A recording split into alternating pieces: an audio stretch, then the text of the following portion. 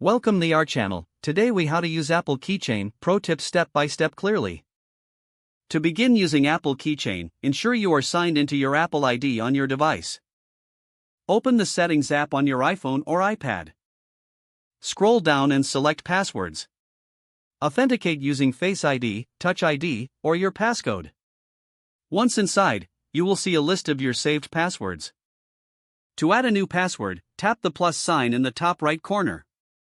Enter the website, username, and password in the appropriate fields. Tap Done in the top right corner to save the new entry. To view or edit existing passwords, tap on the entry you wish to modify. You can copy your password by tapping the eye icon if you need to use it elsewhere.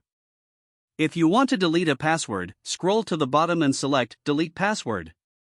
To use Keychain on your Mac, open System Preferences. Select Apple ID and click on iCloud. Ensure the box next to Keychain is checked.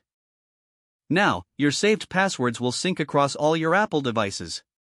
When you visit a website in Safari, Keychain will prompt you to save new passwords. To autofill passwords, simply tap the text field and look for the Keychain suggestion. You can also access saved passwords in Safari by going to Preferences, then Passwords. For extra security, consider enabling two-factor authentication for your Apple ID. Regularly review your saved passwords to keep your accounts secure. Apple Keychain is a powerful tool that simplifies password management while enhancing your online security.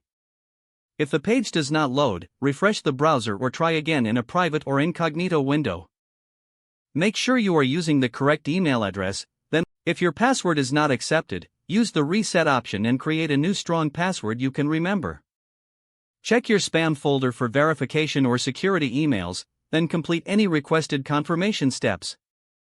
Enable two-factor authentication if available to improve account security and reduce unauthorized access risk.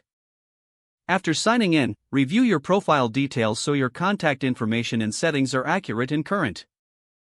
If you see an error message, note it down and try again after restarting your device and internet connection. Log out when you finish, especially on shared devices, to keep your account and payment information secure. If the page does not load, refresh the browser or try again in a private or incognito window. Make sure you are using the correct email address, then retype it carefully to avoid small typos. Don't forget to like this video and subscribe to our channel for more step-by-step tech guides.